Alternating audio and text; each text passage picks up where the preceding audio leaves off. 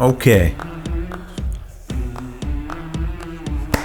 We got sound, we got video. It's almost Thanksgiving. What better way to celebrate than with another episode of One Round with George? Play that beautiful intro.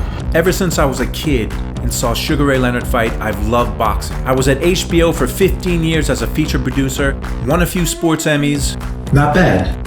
I got to travel the world and tell the great stories of these fighters. Maybe something of a rooting interest in Alexander among the entire HBO Sports crew here, because Alexander's manager is former HBO Sports producer George Jacobin. I've managed a fighter, I've worked a fighter's corner, being as close to the action as you can get. My life is revolved around boxing. Last Saturday, November 12th, at 140 pounds, the then unbeaten Montana Love took on the unheralded Steve Spark. Montana is one of these young fighters that a lot of people had high hopes for. You never know how these fighters are going to respond to adversity. Love was dropped in the second. He had problems all night long with Spark. There was a bad headbutt in the 6th round. Right after that headbutt, here's what happened.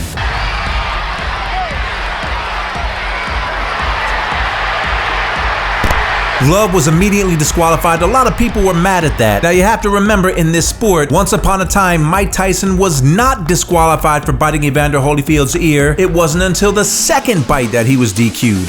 Time out. Speaking about Mike Tyson and Evander Holyfield, who would have thought 25 years after that horrific night in Vegas, these guys would team up to become business partners? Just in time for Christmas, these two have teamed up to launch a line of cannabis-infused edibles called Holy Ears. What is this? I got you your ear. No, it's not. This ain't my ear. Yes, it is. Cherry pie punch filling. My ears don't taste like cherry pie. Yes, they do.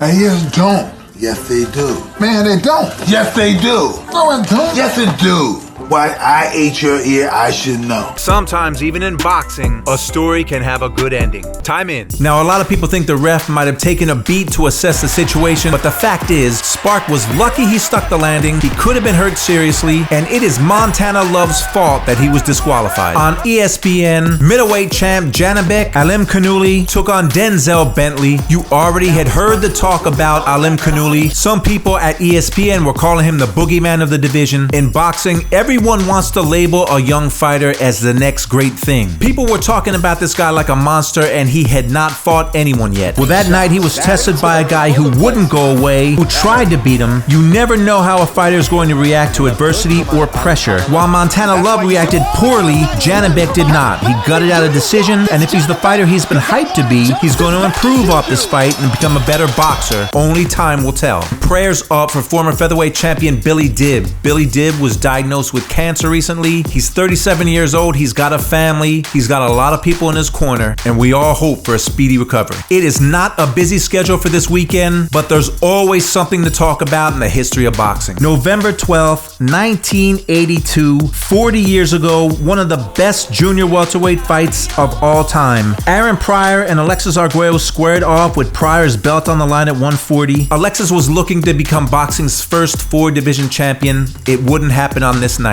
Arguello landed some hellacious right hands, but it wasn't enough to stop the great Pryor. Pryor knocked him out in the 14th round. But besides being a great fight, this night became infamous for what Panama Lewis did in Pryor's corner. Give me that ball.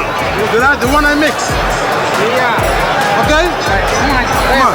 November 13th, 1992, 30 years ago, I remember this fight like it was yesterday. Heavyweight champion of the world Evander Holyfield squared off with Riddick Big Daddy BOWE, and Riddick BOWE never looked better. BOWE became heavyweight champion of the world that night. It was boxing's fight of the year, and the 10th round was one of the best in heavyweight history. All this time, you can't understand someone being so dirty.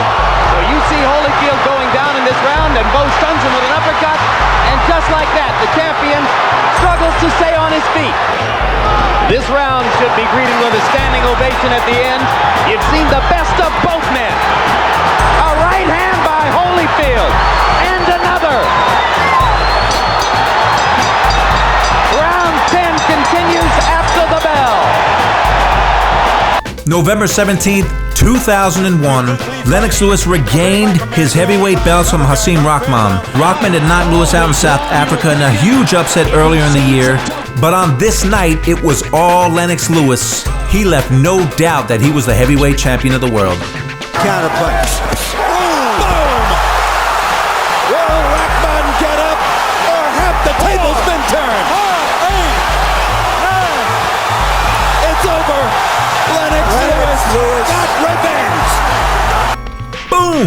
That's the bell. Another round is done. Happy Thanksgiving to everyone, and thank you for enjoying the One Round with George. That exhilarating one round with me is over. Now you can go to my YouTube page. You can like the content, you can subscribe to the page, and there is more coming soon.